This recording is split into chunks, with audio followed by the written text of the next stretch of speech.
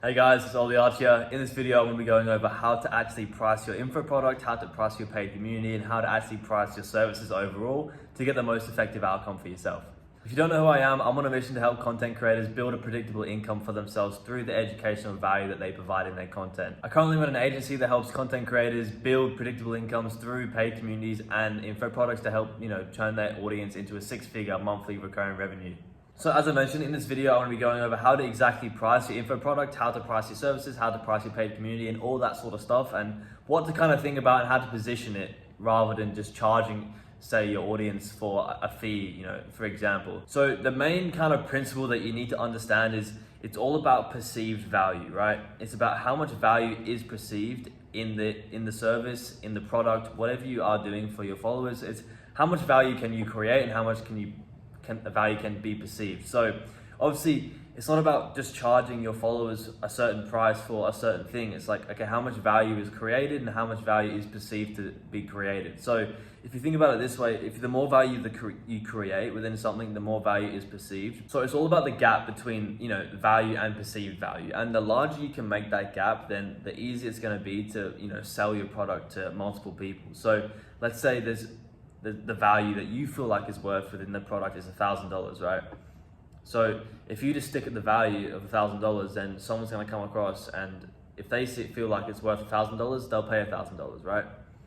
But if you make it seem like it's more than $1,000, and let's say you perceive the value to be $2,000, now there's a gap here between the perceived value and the actual value. And the larger you make that gap and the more value that you perceive to be within the product than the actual value itself, the bigger the gap, the more likely someone is going to purchase from it. Because, if you said to someone, look, you can buy a Lamborghini for $10,000, you would buy it, right? The value of a Lamborghini, is $100,000 or whatever it is, hundreds of thousands, whatever it is. But if you said to someone you can buy it for 10, then they're gonna buy it. So you have the value of, the Lamborghini being perceived as $100,000. And if you said to someone you could buy it for $10,000, then there's a huge gap there. And no matter how much money they had in the bank, they would try their hardest to purchase this Lambo because they know that tomorrow, even the same day, they could go sell it for, $90,000 profit, and then they've made $90,000 on a $10,000 investment. So if you kind of make your product in that way seem like a Lamborghini that's only worth $10,000, then you're gonna be able to sell it really well. So, just to reiterate that point, if you had $1,000 in the bank and someone came to you and said, look, you can buy this Lamborghini for $10,000, and you knew you could sell it for $100,000 literally the next day, you would try to make ends meet, as much as possible to actually get that $10,000. You'd be calling your friends, you'd be, running around collecting funds from multiple people to invest in it, right? You would not just say, oh, I haven't got enough, I can't afford it, and that's it. You would not stop there. There is no way. You'd be pulling out loans for this thing, right? Now, that's how you need to perceive your product. So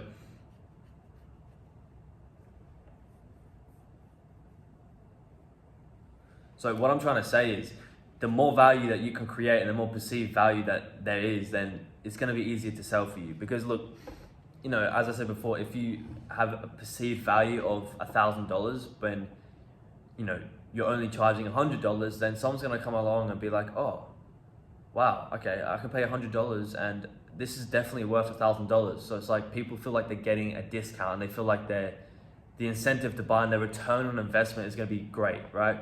So if you can, make a product that is going to get results for everyone and is proven to get results and is worth way more than you're charging for it, then obviously they're going to come and buy it. So, even if it was potentially worth tens of thousands of dollars, let's say you make a product that is absolutely insane and it's worth, to you feel like it's worth $100,000, but your followers maybe only feel like it's worth $10,000, and you're only charging $1,000, then the amount of people that are going to buy it based off the fact that they think it's worth $10,000 and they're getting it for $1,000 is crazy, right?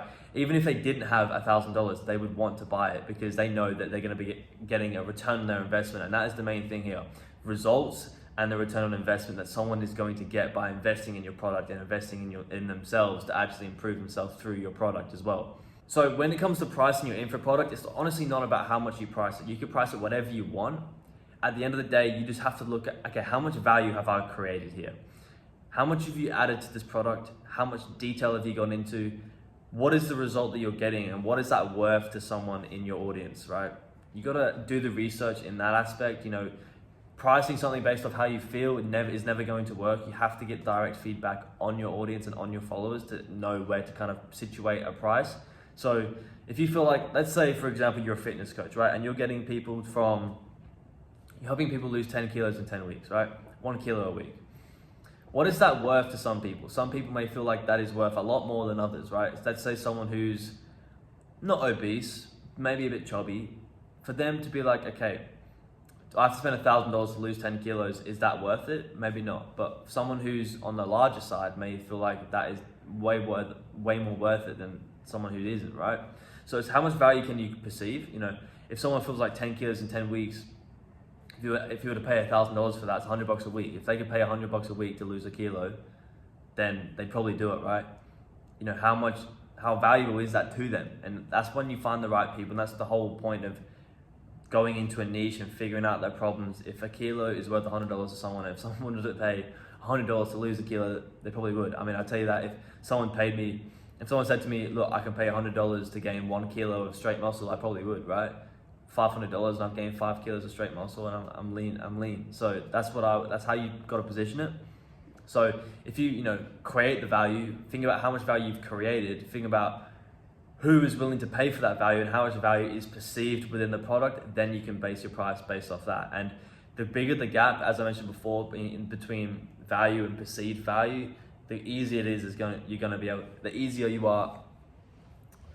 easier it is going to be when going to sell it. Because yeah, as I mentioned, with the Lamborghini scenario, if the perceived value is 300% more than what is the actual value of the product, and you're even charging a little bit less than that, then the gap is so large that it's a no-brainer.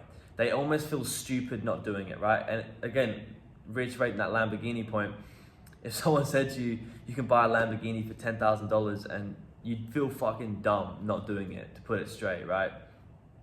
So you would not pass up on that opportunity, and that is how you need to position your product. You need to position your product as the Lamborghini, and they are paying $10,000 for a Lamborghini, because if your product is good and actually gets results, then the return on investment is not going to matter.